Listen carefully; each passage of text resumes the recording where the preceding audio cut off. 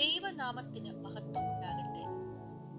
അത്യുന്നതനായ യേശുക്രിസ്തുവിന്റെ അതുല്യനാമത്തിൽ ഏവർക്കും സ്നേഹവന്ദനം. Ras al Khaimah saint Thomas Marthoma സേവിക സംഘത്തിന്റെ നേതൃത്വത്തിൽ നടത്തപ്പെടുന്ന നോമ്പുകാല ധ്യാനത്തിൽ പങ്കാളിയാകാൻ അവസരം ലഭിച്ചതിനാൽ സ്തോത്രം കരയേറ്റുന്നു. എല്ലാ വർഷവും ക്രിസ്തുവിന്റെ പീഡാനുഭവങ്ങളെ നാം അനുസ്മരിക്കാറുണ്ട്. എന്നാൽ ഇതൊരു അനുസ്മരണമോ ആഘോഷമോ ആകാതെ ഈ ഓർമ്മപ്പെടുത്തലുകൾ നമ്മെ തന്നെ ശോധന ചെയ്യുന്നതിനും വിശുദ്ധീകരിക്കുന്നതിനും മുഖാന്തരമായി മാറട്ടെ എന്ന് ആശംസിക്കുന്നു. രാജകീയ ജീവിത അവസ്ഥകളെ വെടിഞ്ഞ് തന്നെത്താൻ താഴ്ത്തി സാധാരണക്കാരിലും സാധാരണക്കാരനായി ജനിച്ച് ത്യാഗസന്നദ്ധനായി ക്രൂശ് മരണം വരിച്ച ക്രിസ്തുവല്ലാതെ മറ്റാരാണ് ഉന്നതൻ? ഞാൻ എന്ന സ്വയത്തെ ഇല്ലായ്മ ചെയ്തവനായ ക്രിസ്തുവത്രേ നമ്മുടെ കോട്ടയും പരിചയം.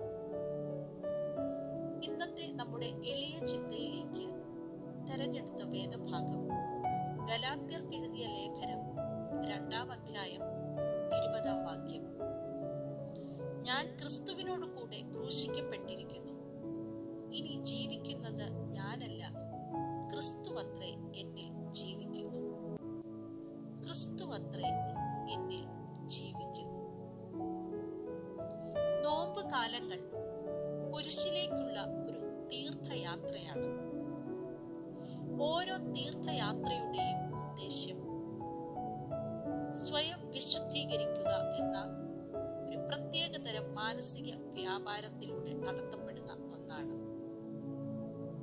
ഗുരുത്വ ആകർഷണ നിയമപ്രകാരം എല്ലാ വസ്തുക്കളെയും ഭൂമി അതിന്റെ കേന്ദ്രത്തിലേക്ക് ആകർഷിക്കുന്നു. എന്നാൽ ഇതേ വസ്തു ശൂന്യ ആകാശത്ത് ഭാരമില്ലാത്തതായി മാറുന്നു. ഇതേപോലെ മനുഷ്യ മനസ്സിലെ ചിന്തയുടെ ഭാരം ഇല്ലാതാകുമ്പോൾ പരസ്പരം വിനയപ്പെടാൻ നമുക്ക് കഴിയും. നമ്മുടെ രക്ഷയ്ക്ക് വേണ്ടി ക്രൂശിക്കപ്പെട്ട യേശുക്രിസ്തുവിലൂടെ മനുഷ്യൻ പ്രാപിച്ച ഉന്നതി സങ്കുചിതത്വത്തിൽ നിന്ന് ഔന്നത്യത്തിലേക്ക് നമ്മെ കൈപിടിച്ച് നടത്തും എന്നതിന് സംശയമില്ല. ഞാൻ എന്ന വാക്ക് വ്യക്തി ജീവിതത്തിൽ പ്രധാനപ്പെട്ട ഒന്നാണ്.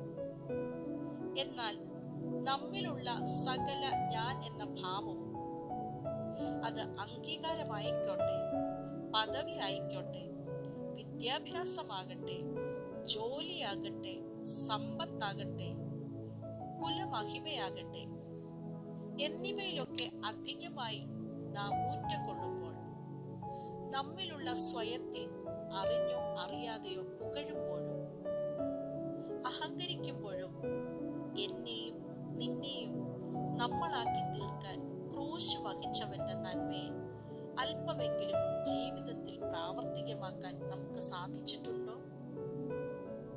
നമുക്ക് നമ്മെ തന്നെ ശോധന ചെയ്യാം. നമ്മിലേക്ക് തന്നെ ഒന്ന് തിരിഞ്ഞു നോക്കുക. നമ്മെ തന്നെ തിരിച്ചറിയുക. ക്രിസ്തുവിലേക്ക് തിരിച്ചെത്തുക. ദൈവം നമ്മെ ഓരോ